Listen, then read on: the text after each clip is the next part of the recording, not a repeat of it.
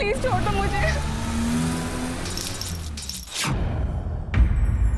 नमस्कार, सावधान India UP fights back में मैं पूजा गौर आप सबका स्वागत करती हूँ।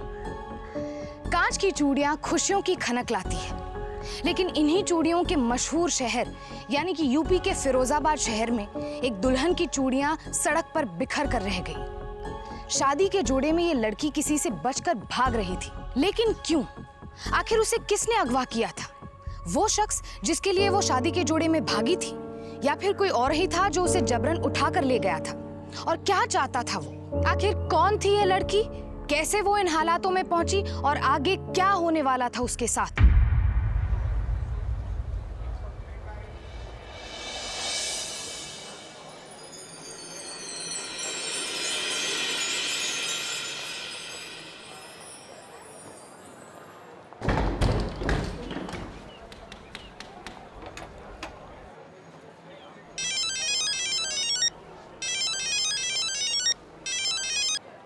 हेलो, कहाँ हैं आप? सब लोग पूछ रहे हैं और मैं। अरे भाई पहुंच रहा हूँ। वो जया बिटिया के लिए जो मैंने अपने हाथों से चूड़ियां बनाई थी ना, वो दुकान में रह गई थी। आप जल्दी आ जाइए। बस पहुंचा समझो। हेलो,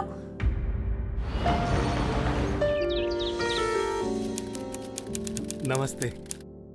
वो पापा नहीं आए? एक मिनट जरा हाँ, जरा इधर आइए। एक मिनट।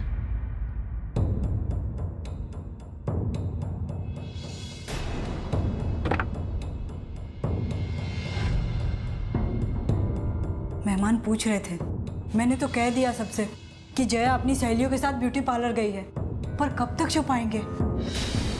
कब से गए वो? 1 घंटे पहले देखा था, फिर मैं अपने काम काज पे लग गई। वापस आकर देखा तो वो अपने कमरे में नहीं थी। पूरा घर छान मारा, पर कहीं उसका कुछ पता नहीं चला। सहेलियों से पूछा, कहीं वो।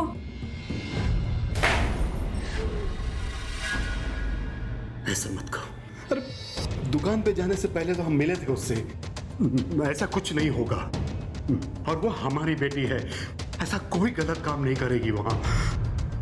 लेकिन लोगों को क्या कहेंगे? हम ढूंढेंगे जाके उसे। जब तक हम वापस नहीं आ जाते तुम किसी से कुछ मत कहना, पगड़ी उछल जाएगी। लड़की का मामला है, समझी? मैं आता हूं।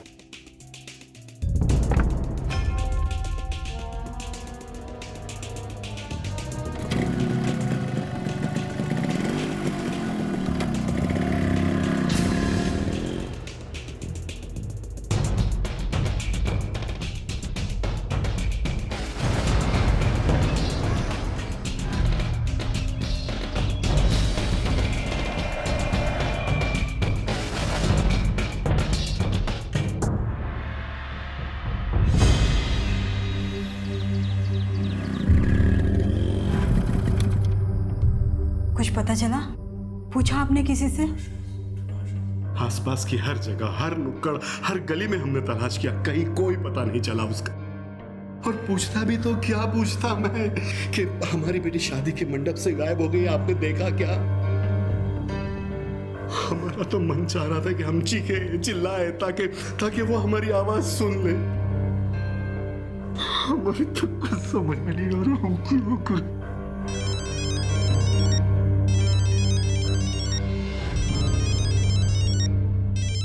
दामाजी का फोन। हे भगवान, अब क्या होगा? क्या बताएंगे उन्हें?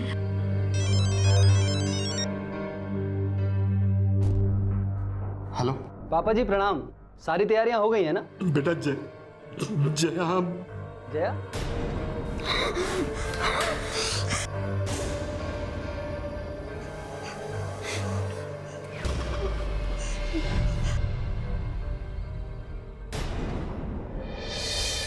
जिसकी बेटी शादी के ऐन मौके पर भाग जाए, उस बाप का क्या हाल होगा? उसकी मां पर क्या गुजरेगी? उनकी तकलीफ का अंदाजा लगाना मुश्किल है। मंधारी लाल और सिया पूरी तरह टूट चुके थे, क्योंकि आज उनकी अपनी बेटी जया ने उन्हें पराया बना दिया था। अपने माँ बाप के सारे सपनों को तोड़कर, उनकी आंखों में आंसू और शर्मिंदगी भरकर वो घर छोड़कर भाग चुकी थी। मंधारी लाल ने बड़े चाव से अपनी बेटी की शादी के लिए खुद अपने हाथों से चूड़ियां बनाई थी, पर आज वो ये तक नहीं जानते थे कि उनकी बेटी कहाँ और किस हाल में होगी। बच्चों को प्यार करने के साथ साथ उन्हें समझना भी बेहद जरूरी है। अगर जया के माँ बाप ने उसके मन की बात समझी होती तो शायद आज वो इस तरह से न भागती। लेकिन अब यहाँ सवाल ये था कि जया ने आखिर ये कदम क्यों उठाया? क्या वो इस शादी से खुश नहीं थी या फिर कोई और वजह थी? क्या अब वो घर वापस आएगी भी या नहीं? और उज्जवल, जिसकी होने वाली पत्नी शादी से पहले ही भाग चुकी थी, उस पर क्या गुजरी होगी? अब ये मामला निजी दुख के साथ सामाजिक शर्मिंदगी का भी हो चुका था। हमें माफ कर दो बेटा। जया के लिए मैं तुमसे माफी मांगती हूँ। आप मेरी माँ समान है, प्लीज ऐसा मत कहिए। हमारी बेटी की वजह से तुम्हें भी शर्मिंदगी उठानी पड़ रही है। लोग पूछेंगे शादी क्यों नहीं हुई, बारात क्यों नहीं आई, तो हम क्या जवाब देंगे समाज को? आप लोगों की चिंता क्यों कर रहे हैं पापा जी? सबसे पहले हमें ये देखना है कि जया जहाँ कहीं भी हो, ठीक हो, सुरक्षित हो, और आप मुझे अपना दामाद नहीं बेटा समझिए। बेटा, मैंने हर जगह तलाश किया उसे, लेकिन कहीं कुछ पता नहीं चला कि वो कहाँ गई, कैसे गई। तो फिर हमें पुलिस के पास जाना चाहिए। नहीं बेटे, अगर पुलिस के पास ये बात गई तो सारे शहर को पता चल जाएगा कि मंदारी लाल की बेटी शादी के मंडप से भाग गई। लेकिन पापा जी, हमारे पास और कोई चारा भी तो नहीं है। पुलिस की मदद से हम जल्द से जल्द ये पता लगा पाएंगे कि जया कहाँ है। दामाद जी सही कह रहे हैं, आप मान जाइए ना। कैसे मान जाऊं मैं सिया? उम्र गुजर गई है मेरी काम करते करते। पैसा कम और इज्जत ज्यादा कमाई है मैंने। पुरखों का नाम मिट्टी में मिल जाएगा। ऐसा कुछ नहीं होगा पापा जी, मैं आपसे वादा करता हूँ कि जया जहाँ कहीं भी मिलेगी, जिस भी हाल में मिलेगी, मैं थामूंगा उसका हाथ।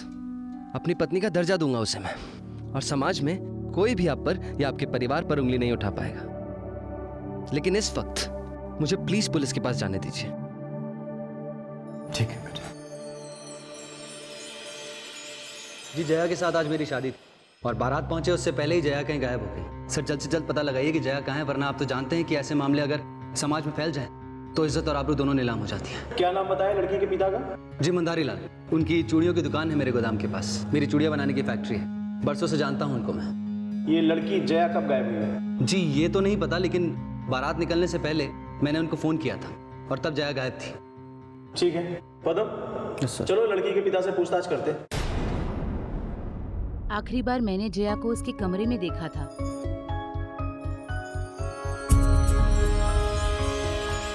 बहुत सुंदर लग रही है मेरी बेटी, पर एक कमी है।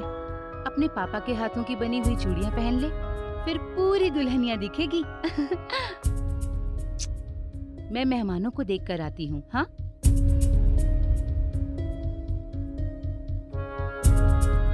माँ, क्या हुआ बेटा? कुछ नहीं। फिर उसके बाद मैं अपने कामकाज में लग गई। देखिए सर, हमने हमारी बेटी को हर जगह तलाश किया, लेकिन वो कहीं नहीं मिली। सर, आज तक हमारे घर में पुलिस नहीं आई। हमारी इज्जत तो मिट्टी में मिल ही चुकी है और अभी तक हमारी बेटी का भी पता नहीं लगा। देखिए, अगर आप लोगों को आपत्ति ना हो तो हम जया के कमरे की तलाशी लेना चाहते हैं। जी। देखिए मंदारी लाल जी, पुलिस की कार्रवाई शुरू होने से पहले हम जया के अतीत के बारे में कुछ जानना चाहते हैं। जी पूछिए। जया का किसी लड़के से कोई प्यार मोहब्बत जैसा कुछ? जी नहीं, मेरी बेटी ऐसी नहीं थी और उसने हमसे वादा किया था कि वो ऐसा कुछ भी नहीं करेगी, और उसने हमारी कसम भी खाई थी। आपकी कसम खाई थी? इसका क्या मतलब है? सर, ये जया के कमरे से मिली है।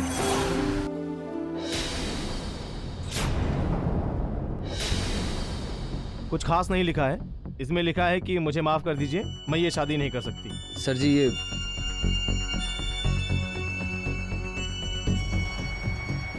हाँ, तो मंदारी लाल जी, आप कुछ कह रहे थे कि उसने आपकी कसम खाई थी। ऐसा क्या है जो आप मुझे बता नहीं रहे? मैं बताती हूँ आपको। कुछ महीने पहले मैंने उसे किसी लड़के से बात करते हुए सुना था। जब मैंने उससे पूछा तो उसने कहा वो उस लड़के से प्यार करती है। और उससे पूछने के बाद हमको ये पता चला कि वो लड़का हमारी बिरादरी का नहीं है और कुछ ज्यादा खास कमाता भी नहीं था। तो ऐसे लड़के के हाथ में अपनी लड़की का हाथ कैसे दे सकता था? मैंने बहुत समझाया उसको और वो समझ भी गई थी कि आइंदा उस लड़के से वो नहीं मिलेगी, भूल जाएगी उसे, और इस शादी के लिए वो अपनी मर्जी से राजी हुई थी, बिना किसी दबाव के। सर, वो लड़का कौन था? अब ना तो मैंने उसका नाम पूछा और ना ही मैंने उसकी शक्ल देखी। आपने? शादी की तैयारियां करते वक्त मुझे उसकी अलमारी से एक फोटो मिली थी। क्या ये बात तुमने मुझे क्यों नहीं बताई? क्या बताती मैं? उसने कहा कि वो उस लड़के को भूल चुकी है, गलती से उसका फोटो रह गया है। फिर मैंने उसकी फोटो ले ली। आपके पास है वो फोटो अभी? लाइए।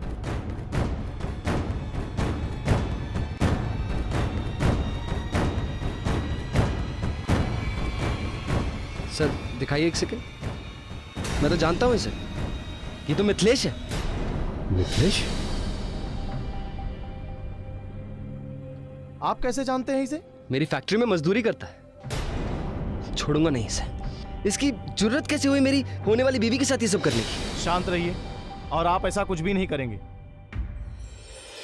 पुलिस ये तो जान चुकी थी कि जया मिथिलेश से प्यार करती थी, यानी कि ये शादी उसकी मर्जी के खिलाफ हो रही थी और शायद यही वजह थी कि वो शादी से भाग निकली थी। लेकिन अब उसका कहीं कोई अता पता नहीं था। पुलिस उसके बारे में सारी जानकारी जुटा चुकी थी, पर क्या वो उसे ढूंढने में कामयाब हो पाएगी? वो घर से तो भागी थी, पर फिर उसका अपहरण हो चुका था। तो क्या मिथिलेश ने ही ऐसा उसके साथ किया था, या फिर किसी और की नजर भी थी जया पर? ये गुत्थी जितनी आसान दिख रही थी, उतनी आसानी से सुलझने वाली नहीं थी। लेकिन फिलहाल पुलिस के लिए मिथिलेश को पकड़ना सबसे जरूरी था, क्योंकि शायद वही एक शख्स था जो सच जानता था।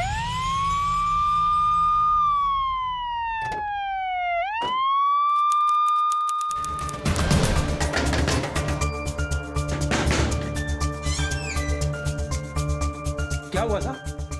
ये आप ही का बेटा है? हाँ, क्या मिथिलेश से कोई भूल हो गई क्या? तुम्हारा बेटा मंदारी लाल की बेटी को लेके छू हो गया है। क्या? कहाँ है वो? साहब, आपको कोई गलत फहमी हुई? हमें कोई गलतफहमी नहीं हुई है। साफ साफ बताओ कहाँ है वो? साहब, मुझे नहीं मालूम। वो ऊपर के कमरे में रहता है, कब आता है कब जाता है, हमें इस बारे में कुछ पता नहीं साहब। कोई बात नहीं, हम पता कर लेंगे। आ जाओ। देखो, पूरा घर छान मारो, कहीं ना कहीं कोई ना कोई सुराग जरूर मिलेगा। ढूंढो।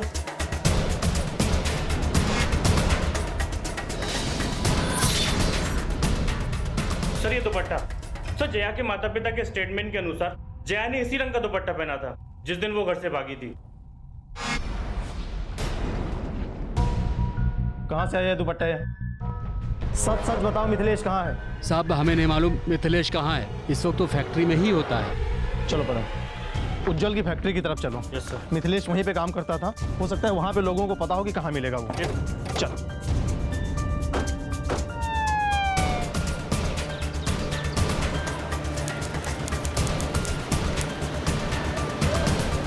हाँ साहब, मिथिलेश मेरे साथ ही काम करता था, आज काम पर नहीं आया। कोई और ठिकाना है उसका? क्या किया उसने? आज सब लोग उसी को पूछ रहे हैं। सब लोग? और कौन पूछ रहा था? उज्जवल बाबू और उनके ससुर जी भी आए थे कुछ देर पहले। क्या कहा तुमने उनको? यही कि जितना वक्त वो घर पर रहता था उतना ही वो अपने दोस्त के घर पर भी रहता था, खास करके जब वो नाइट शिफ्ट पर जाता था। उसके दोस्त का घर कहाँ है? जोधा बस्ती में है साहब। ठीक है। रुक जा वरना नहीं छोड़ूंगा तेरे को। अरे उज्जवल, बता जया का है, बता नमक हराम। मैंने तुझे अपनी फैक्ट्री में काम करने दिया और तूने जया को गायब कर दिया। जया मुझे नहीं पता। उज्जवल बाबू रुक जाओ, छोड़ो। आप कानून को अपने हाथ में मत लीजिए। इसको तो हम थाने लेकर चलेंगे, वहां उगलवाएंगे जया कहाँ। बता मेरी बेटी कहाँ है? कहाँ है मेरी बेटी? साहब पूछे ना मेरी बेटी कहाँ है? पूछे ना मेरी बेटी कहाँ है? साहब मुझे नहीं पता जया कहाँ है। झूठ मत बोल, ये दुपट्टा मैं तेरे घर से लाया।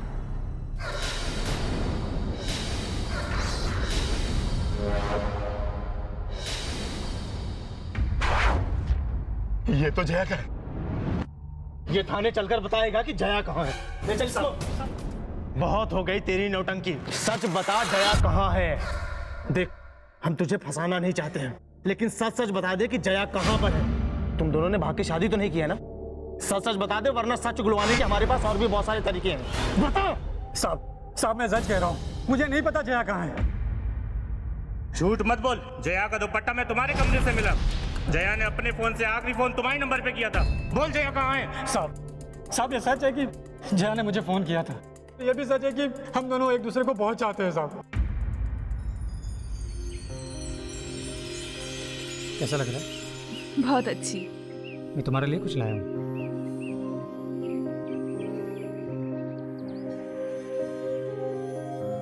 चूड़ियाँ। मिथिलेश, मुझे जाना होगा। मैं ये चूड़ियाँ पहनना चाहती हूँ, लेकिन हमेशा हमेशा के लिए, यूँ चोरी छिपे नहीं। और मैं जानती हूँ कि मेरे पापा हमारी शादी के लिए कभी नहीं मानेंगे। आई एम रियली सॉरी, पर मुझे जाना होगा। मैं ये चूड़ियाँ नहीं ले सकती। तुम ये चूड़ियाँ पहनोगी हमेशा के लिए, और हमारी शादी ज़रूर होगी। तुम चिंता मत करो, सब ठीक हो जाएगा। साहब, हम दोनों अलग बिरादरी से हैं और मैं मजदूरी करता हूँ। जया के माता पिता नहीं माने, और जया अपने माता पिता को दुख नहीं पहुँचाना चाहती थी, इसलिए उसने मुझे सब कुछ भूल जाने को कहा था साहब। लेकिन उस दिन जब जया की शादी थी तो उसने मुझे फ़ोन किया। मिथिलेश, मैं ये शादी नहीं कर सकती। मैं तुम्हारे बिना नहीं जी सकती। मैं जानती हूँ इस शादी से ना ही मैं खुश रहूंगी और ना ही उज्जवल जी। क्या तुम उस पुलिया के नीचे आ सकती हो? हम फिर वहाँ से शहर जाकर कोर्ट में शादी कर लेंगे। ठीक है, मैं आती हूँ। तुम मेरा वहाँ इंतजार करना, मैं बस अभी पहुँच रहा हूँ। हाँ ठीक है। लेकिन जब मैं वहाँ पहुँचा तो वहाँ जया नहीं थी। मैंने बहुत देर इंतजार किया, फिर मुझे लगा कि जया नहीं आएगी, लेकिन बाद में मुझे पता चला कि जया गायब हो गई है, तो मैं घबरा गया साहब। फिर उसका दुपट्टा तुम्हारे घर से कैसे मिला? मुझे नहीं पता साहब, मैंने जया को नहीं देखा। मेरा विश्वास कीजिए साहब। झूठ मत बोल साहब, अगर मुझे जया मिल गई होती तो मैं उसे शहर लेकर भाग जाता। दिन दहाड़े मोहल्ले वालों के बीच में उसे अपने घर क्यों लाता? मैं अपने दोस्त के घर था साहब। आप किसी से भी पूछ लीजिए, किसी ने तो देखा होगा ना मुझे जया के साथ।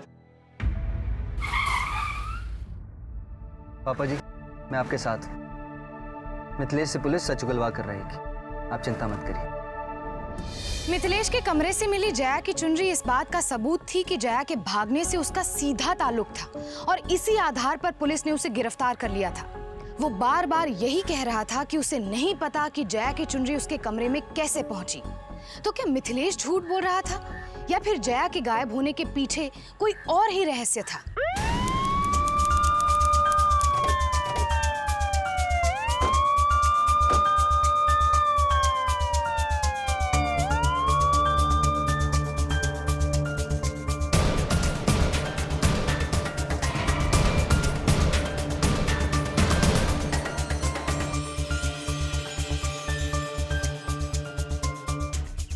अगर जया और मिथिलेश यहाँ मिलने वाले थे तो जया को यहाँ तक पहुँचने में आधे घंटे ज़्यादा नहीं लगना चाहिए। सर, मैंने मिथिलेश के दोस्त और उसके मोहल्ले में सबसे बात की, लेकिन किसी ने जया और मिथिलेश को साथ में नहीं देखा।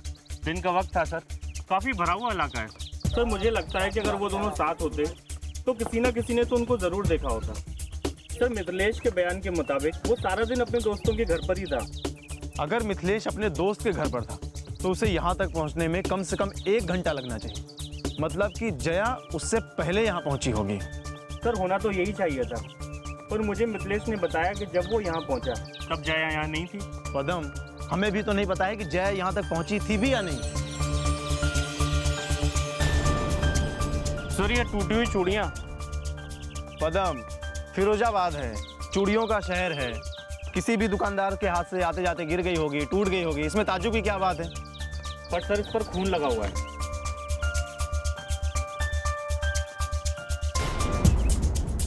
अगर ये मान भी लिया जाए कि ये जया का खून है तो क्यों? क्योंकि जया तो मिथिलेश के साथ अपनी मर्जी से भागी थी। लेकिन ये सच में अगर जया का खून है तो इसका मतलब है कि जया के साथ में ज़बरदस्ती हुई है, और उसी ज़बरदस्ती में ये चूड़ियाँ टूटी हैं और उसके हाथ का खून इसमें लगा है। अब तेरे खिलाफ हमारे पास कोई ठोस सबूत तो है नहीं, इसलिए जमानत पर रिहा करना पड़ रहा है।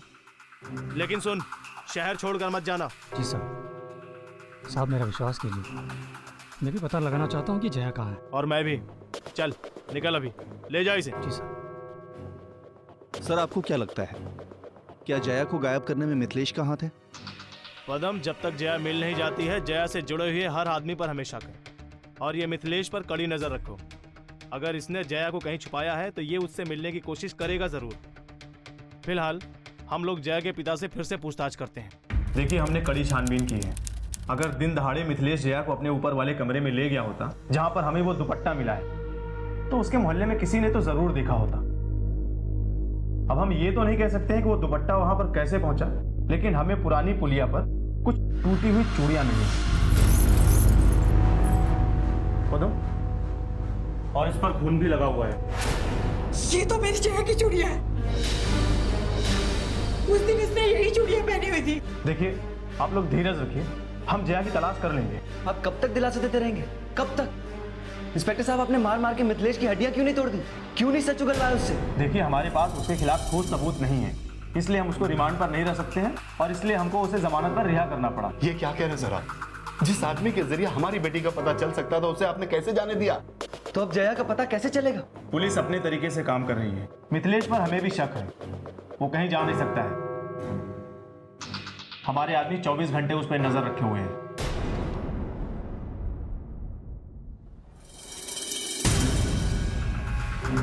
सर मिथिलेश अभी अपने घर पर ही है और हमारे आदमी भी वहीं पे हैं। जब तक मिथिलेश कुछ बताता नहीं है, हम हाथ पर हाथ रख के नहीं बैठ सकते। जया का पता लगाने के लिए कुछ ना कुछ गणित तो भिड़ाना पड़ेगा। पदम, हम जया का मिनट बाई मिनट ग्राफ बनाते हैं। जया की मां ने दिन में 11 बजे जया को आखिरी बार यहाँ देखा था। जया ने 11:30 बजे मिथिलेश को फ़ोन किया था। उस समय मोबाइल जीपीएस के हिसाब से मिथिलेश अपने दोस्त के घर पर था यहाँ। ये वो पुलिया है जहाँ पर मिथिलेश और जया मिलने वाले थे। मिथिलेश अगर अपने दोस्त के घर से इस पुलिया पर आता है तो उसे लगेगा कम से कम 1 घंटा, मतलब वो 12:30 बजे यहाँ पहुँचा होगा। उस समय जया यहाँ नहीं थी। सर जया के घर से इस पुलिया का सबसे नजदीक रास्ता ये है जहाँ इतने लोग भी नहीं रहते। सर इस मैप के अनुसार तो जया को 12 बजे इस पुलिया पर आ जाना चाहिए था। और मिथिलेश के हिसाब से जब वो 12:30 बजे यहाँ पहुँचा तो जया यहाँ पर नहीं थी। इसका मतलब है कि कोई और है जिसे जया के बारे में पता था कि वो इस पुलिया पर आने वाली है। या तो किसी ने जया का पीछा किया होगा या फिर कोई वो जिसे जया के बारे में सब कुछ पता है। एक काम करते हैं पदम, जया की जिंदगी से जुड़े हुए हर शख्स से पूछताछ करते हैं कि वो 11 से 12:30 के बीच में कहाँ था। कोई तो है जो झूठ बोल रहा है।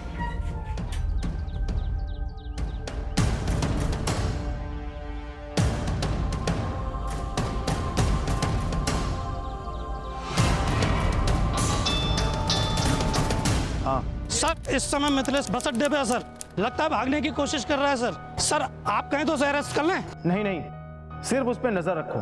देखो वो कहाँ जा रहा है, हो सकता है वो जया से मिलने जा रहा हो। ठीक है? ठीक है सर। जया को घर से भागे हुए 24 घंटे बीत चुके थे, पर अभी तक उसका कोई अता पता नहीं था। आखिर जया कहाँ थी, किस हाल में थी? पुलिस को अब तक कोई भी पुख्ता सबूत या जानकारी हासिल नहीं हो पाई थी और किसी भी पुख्ता सबूतों के अभाव में पुलिस ने मिथिलेश को जमानत पर छोड़ दिया।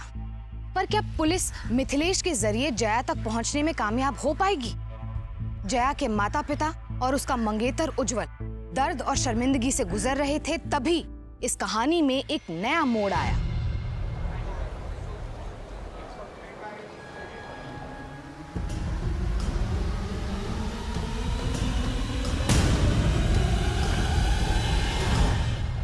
क्या मंदारी लाल की किसी से कोई दुश्मनी थी या कोई ऐसा था जो जया को नुकसान पहुंचाना चाहता हो? सर बाजार में ये अफवाह फैली हुई है कि कुछ वक्त पहले जया ने बीच मार्केट में किसी को थप्पड़ मारा था। कौन था वो? सर वो तो हमें पता नहीं सर।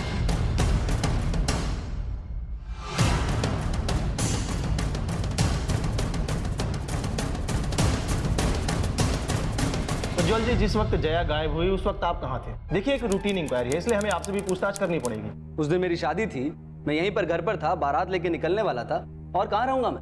मैंने आपके घर में आए हुए लगभग हर मेहमान से पूछताछ की है, किसी ने भी आपको 11:30 से 12:30 के बीच में घर में नहीं देखा। क्या कहना क्या चाहते हैं आप? मैं ठीक से समझ रहा हूँ आपके इस गेम को। आप मुझसे सवाल जवाब कर रहे हैं, इसका साफ मतलब है कि आप मुझ पर शक कर रहे हैं। क्या मेरी मंगेतर गायब है और आप मुझे को परेशान कर रहे हैं? देखिए मैं आपके इन बेहुदा सवालों का जवाब नहीं देना चाहता। आपको जो भी कानूनन कार्रवाई करनी है आप कीजिए, लेकिन मैं अब और एक शब्द नहीं बोलूंगा। अरे उज्जवल साहब, आप तो खामखा गुस्सा हो गए, मैं तो ऐसे ही पूछ रहा था।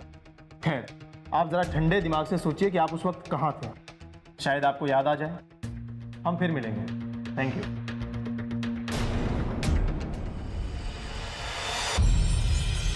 सर उसका पीछा करते हुए हम लोग माखनपुर तक आ गए हैं सर। 5 मिनट के लिए आंखों से दूर हो गया था सर, फिर वो नजर आ गया दोबारा। सर लगता है वो फिरोजाबाद वापस जा रहा है सर। उसका पीछा करो और उसकी हर हरकत को नोट करो। ठीक है सर।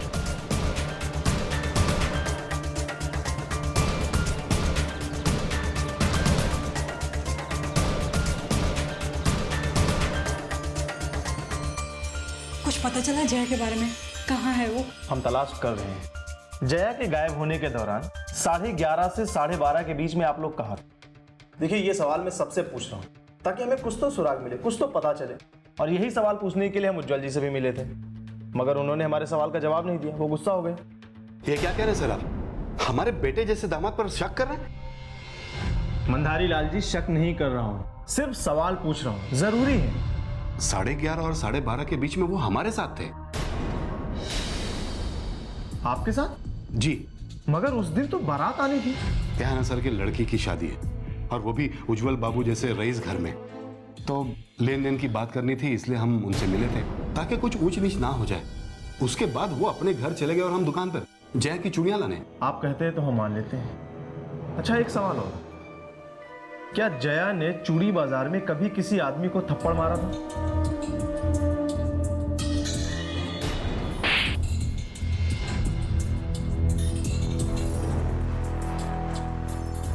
जी सर।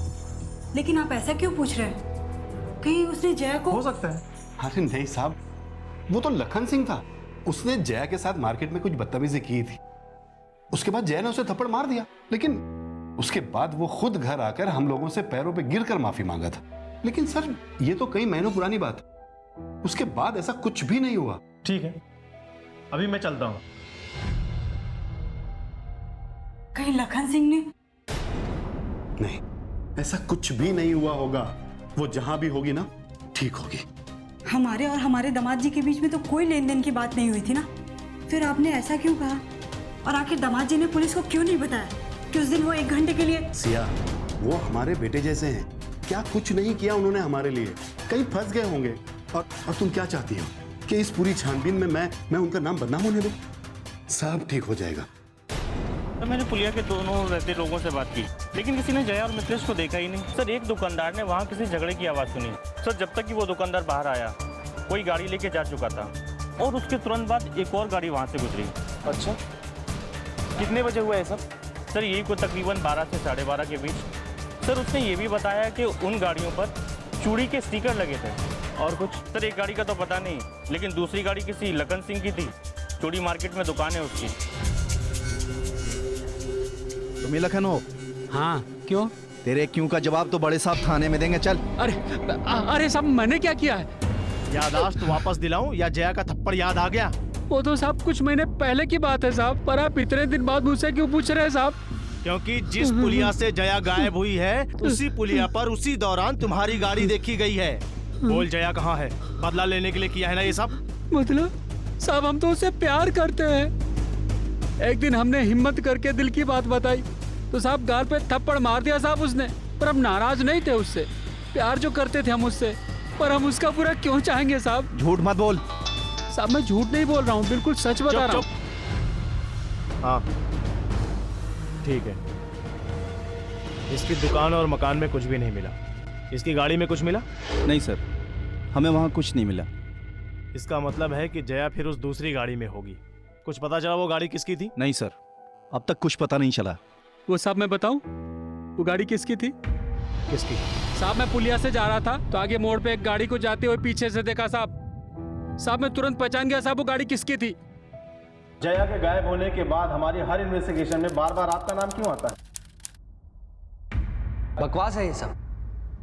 कहाँ थे आज दिन भर आप? जब आपका फोन आया तब मैं घर पे था, और सीधा वहां से यहाँ आया। चिंता के मारे कई दिनों से फैक्ट्री भी नहीं जा पा रहा हूँ मैं। जिस दिन जया गायब हुई है, उस दिन 11:30 से 12:30 के बीच में कहाँ थे आप? मंधारी लाल जी ने आपको बताया तो था कि मैं उनके साथ था। उन्होंने बताया था कि तुम उनके साथ थे, लेकिन हमारे पास एक गवाह है जिसने तुमको उस दिन उस वक्त पर उस पुरानी पुलिया के पास देखा। तो पुरानी पुलिया पे जाने से मैंने ऐसा कौन सा गुनाह कर दिया? ताज्जुब की बात है उज्जवल जी कि जिस वक्त आप उस पुलिया पर थे, ठीक उसी समय जया भी उसी पुलिया पर थी। मैं मंधारी लाल जी से मिलकर वापस लौट रहा था। मुझे क्या पता था कि जया उस कमीने से मिलने उसी पुल पर गई। मंधारी लाल ने बताया कि आप उनसे मिलने के लिए चूड़ी बाजार के अपने गोडाउन में गए थे। जी बिल्कुल। वहां से आपके घर की दूरी सिर्फ 10 मिनट की है, फिर भी आपने इतना लंबा रास्ता तय किया अपने घर पहुंचने के लिए, क्यों? शादी का सीजन है सर, उस रोड पर जाम लगा हुआ था, इसलिए घर जल्दी पहुंचने के लिए मैंने पुलिया वाला रास्ता ले लिया। और ये क्या उल्टे सीधे सवाल पूछ रहे हैं आप मुझसे? थोड़ा तो कॉमन सेंस लगाइए कि मैं अपनी मंगेतर को शादी के दिन क्यों गायब करूं? हमारा कॉमन सेंस तो ये कहता है कि आपको जया और मिथिलेश के बारे में खबर हो गई थी और आपने गुस्से में आकर। झूठ है ये सर। अगर मुझे जया को गायब करना ही होता तो मैं आपके पास कंप्लेंट लिखवाने क्यों आता? आपको जया मिल नहीं रही है, इसका मतलब आप मुझ पे कोई भी आरोप थोपते रहेंगे। हेलो, क्या? ठीक है, हम अभी आते हैं। आप भी हमारे साथ चल रहे हैं। क्यों? आपकी फैक्ट्री की भट्टी में एक डेड बॉडी मिली है।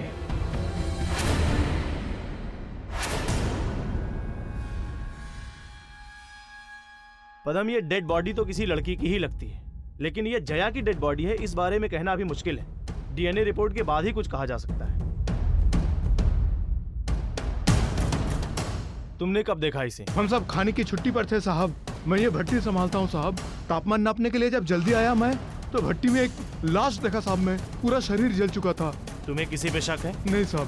तुमने किसी को आते जाते देखा यहाँ? नहीं साहब, सब छुट्टी पे थे साहब। पदम, तुम लोग बाकी मजदूरों से पूछताछ करो, आसपास के लोगों से पूछताछ करो, शायद कुछ पता चले। जाओ। इंस्पेक्टर साहब, ये मेरी जया नहीं है ना? उज्जवल जी, बॉडी पूरी तरह से जल चुकी है, इसलिए कंफर्म कहना बहुत मुश्किल है कि यह जया है या नहीं, लेकिन लगता है कि यह जया की ही डेड बॉडी है। आई एम सॉरी उज्जवल जी, हमने आप पर शक किया, क्योंकि जिस वक्त यह हादसा हुआ उस समय तो आप हमारे साथ थे। मुझे कोई फर्क नहीं पड़ता कि आप मुझ पर शक करें ना करें, लेकिन अगर ये जया की डेड बॉडी निकली तो मैं मंधारी लाल जी और मम्मी जी को क्या जवाब दूंगा?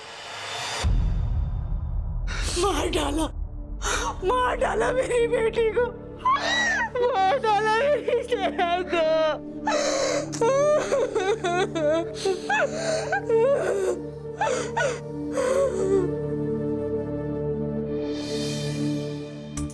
हमने जया के कमरे से मिले हुए फिंगरप्रिंट्स को लाश के फिंगरप्रिंट से मैच किया है। ये बॉडी जया की ही है। सर, कुछ पता चला? ऑटोप्सी अभी बाकी है, लेकिन लाश की पहचान हो गई है। लाश जया की ही है। सर, मैंने फैक्ट्री के मजदूरों से बात की।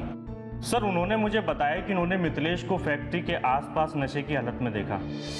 ये साबित हो चुका था कि उज्जवल की फैक्ट्री से मिली अधजली लाश जया की ही थी, यानी कि जया की हत्या हो चुकी थी, और वो भी इतनी बेरहमी से। तो आखिर उज्जवल का इन सबसे क्या लेना देना था? पुलिस को अब असली गुनहगार और उसके हत्यारे तक पहुंचना जरूरी था। मंधारी लाल के दिए गए बयानों के अनुसार उज्जवल उनके बेटे जैसा था। लखन पहले ही अपनी गलती की माफी मांग चुका था और मिथिलेश के खिलाफ एक भी सबूत नहीं था। तो आखिर इन सब के पीछे कौन था, और क्या पुलिस मौजूदा सबूतों के आधार पर असली गुनहगार तक पहुंचने में कामयाब हो पाएगी? ये कैसे हुआ? मैं नशे की हालत में घर नहीं जाना चाहता था, इसलिए मैं फैक्ट्री गया था अपने दोस्त से उसके घर की चाबी मांगने के लिए। जैसे मैं पीछे के दरवाजे से जाऊं, उज्जवल वहां अपनी गाड़ी लेकर गुजर रहा था। उसने मुझे देखा और गुस्से में बहुत मारा साहब। सच सच बोल, कहानी मत बना। मार डालो साहब, फांसी पर चढ़ा दो, कोई फर्क नहीं पड़ता। जब मेरी जया ही नहीं रही तो मैं जीकर क्या करूंगा साहब? लेकिन मैंने आज तक जो भी कहा सब सच कहा साहब, सब सच कहा। मिथिलेश कह रहा है कि कल उज्जवल ने उसे फैक्ट्री में पीटा। उज्जवल कह रहा है कि वो कल फैक्ट्री गया ही नहीं था, वो घर से सीधे पुलिस स्टेशन में आ गया। अब समझ में नहीं आ रहा है कौन सच बोल रहा है कौन झूठ बोल रहा है। मैं समझा नहीं, आप कह रहे हैं कि जया की मौत कल नहीं हुई? जी, जया की मौत ठीक उसी दिन हुई थी जिस दिन जया गायब हुई थी। जो हाथ जला नहीं था उसमें कांच की चूड़ी के छोटे छोटे टुकड़े इतने गड़े हुए थे मानो किसी ने उसे कांच की चादर पर लिटाया हो। ये भी तो हो सकता है कि जब उसकी लाश को भट्टी में डाला गया हो तो ये टुकड़े तब गड़ गए। नामुमकिन, ये टुकड़े उसकी चमड़ी की मांसपेशियों को काट कर गहराई तक गड़े हुए थे। सर, ये एक ही सूरत में हो सकता है। लाश को कातिल ने कांच के चूरे के साथ किसी एयरटाइट बैग में बंद कर रखा हो, ताकि बदबू न फैले। जी, और कुछ केमिकल भी उसकी चमड़ी से मिले। ये केमिकल कांच की चूड़ियों में रंग बनाने के लिए उपयोग किया जाता है। मतलब ये है कि जया को जिसने भी मारा है वो कांच की चूड़ियों के बिजनेस से जुड़ा हो सकता है। जी हाँ, सबूत तो इसी ओर इशारा करते हैं। मुझे बस अपनी बेटी को विधि पूर्वक विदा करना, उसका अंतिम संस्कार करना। प्लीज संभालिए अपने आप को। उज्जवल बाबू, मिथिलेश तो सच नहीं बोल रहा है, आप क्यों नहीं बोल देते? क्या मतलब है आपका? आप जरा अपनी गाड़ी की चाबी देंगे?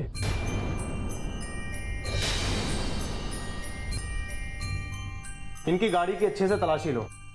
अगर इनकी गाड़ी में जया की बॉडी से संबंधित कोई भी सुराग मिले तो मुझे फौरन खबर करो। ये क्या कह रहे हैं सर आप? बताता हूं।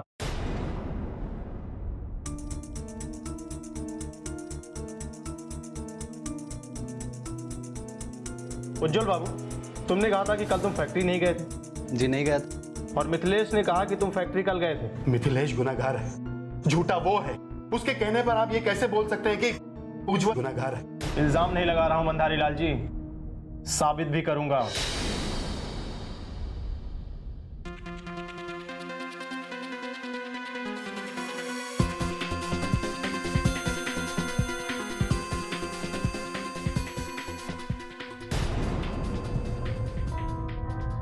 ओके, इनकी गाड़ी से जया के खून के धब्बे मिले हैं।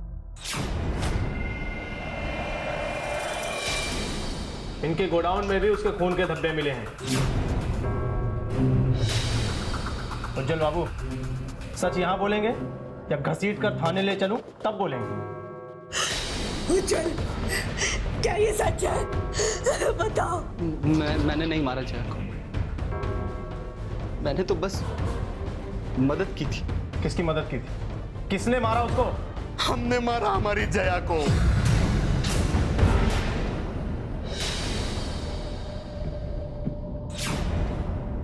जया की शादी उज्जवल बाबू से हो जाए, ये हमारे लिए बहुत जरूरी था। कारोबार में घाटे के कारण हम गले तक कर्जे में डूबे हुए थे। इस कर्जे से हमें सिर्फ और सिर्फ उज्जवल बाबू ही निकाल सकते थे। ये लीजिए चेक। आपके कर्जे की भरपाई मैं कर दूंगा। मुझे जया पसंद है, आप बस उसकी शादी मुझसे करवा दीजिए। लेकिन जया मानेगी ना? भूल जाएगी ना उस मिथिलेश को? नहीं सर। ना पड़ेगा, चाहे उसके लिए मुझे कुछ भी करना पड़े, कुछ भी। हमने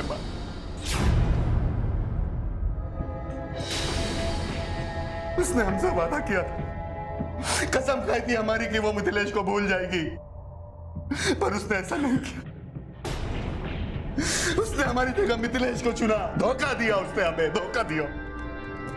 मिथिलेश, मैं ये शादी नहीं कर सकती। मैं तुम्हारे बिना नहीं जी सकती। मैं जानती हूँ इस शादी से ना ही मैं खुश रहूंगी और ना ही उज्जवल जी। हाँ ठीक है, मैं आती हूँ। जया से बात करके उसे प्यार से समझाया भी जा सकता था। मैं गुस्से में था, पर वो नहीं समझ रही थी, और मेरी भी समझ में नहीं आ रहा था कि मैं क्या करूं। तब मैंने उज्जवल को फोन किया और अपने पास बुलाया। उस मिथिलेश के साथ भागने की बात कर रही है वो, और अगर उसने ये कदम उठा लिया और घर की दहलीज पार कर लिए तो क्या करेंगे हम? तो फिर देख लेंगे, जो भी सही लगेगा वही करेंगे। उसके बाद क्या किया तुम दोनों ने? हम लोगों ने देखा कि जया घर से भाग रही है। हम लोगों ने उसका पीछा किया। जया भागकर पुरानी पुलिया के नीचे जाकर छुप गई। उसे समझाना बहुत जरूरी था, हम सिर्फ समझाने ही गए थे उसे।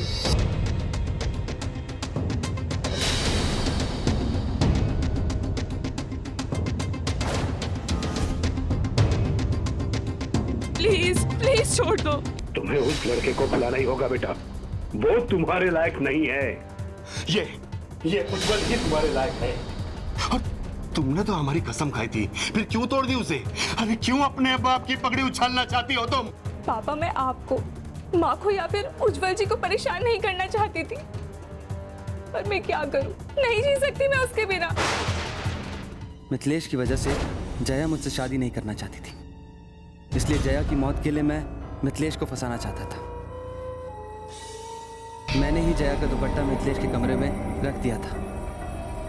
जब हमने देखा कि पुलिस लखन की दुकान की तलाशी ले रही है तो हम डर गए। तब हमने सोचा कि लाश की बदबू की वजह से लोगों को पता ना चल जाए। मैं लाश को अपनी फैक्ट्री की भट्टी में जलाकर राख कर देना चाहता था। अगर लाश ही नहीं मिलेगी तो जया का खून कभी साबित ही नहीं हो पाएगा। मुझे पता था कि उस वक्त वर्कर्स ब्रेक पे होते हैं, कोई नहीं देखेगा। लेकिन अचानक वर्कर के जल्दी आ जाने से मैं लाश को पूरी तरह जला नहीं पाया। तुम लोगों ने एक निर्दोष लड़की को सिर्फ इसलिए मार दिया क्योंकि वो जिंदगी को अपने तरीके से जीना चाहती थी, अपनी आजादी से, अपनी पसंद से। अगर मेरे हाथ कानून से बंधे ना होते तो मैं तुम दोनों की तो इन दोनों को हटाओ मेरे सामने से। ले जाओ।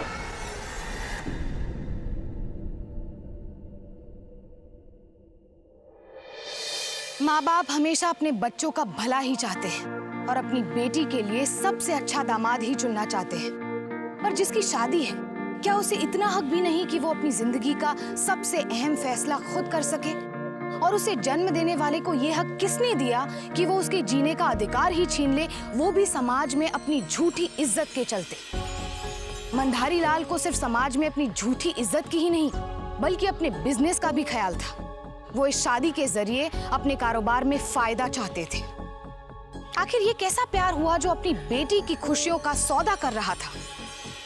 मंधारी लाल को अपनी बेटी की हत्या करने के जुर्म में आईपीसी की धारा 302 के तहत उम्र कैद की सजा सुनाई गई और उज्जवल को इस हत्या में शामिल होने के लिए आईपीसी की धारा 120B के तहत 7 साल की सजा सुनाई गई। सबसे बड़ी हैरानी की बात तो ये है कि ऑनर किलिंग के मामले में कानून की सख्ती होने के बावजूद इन हत्याओं और जुल्मों का सिलसिला नहीं रुक रहा।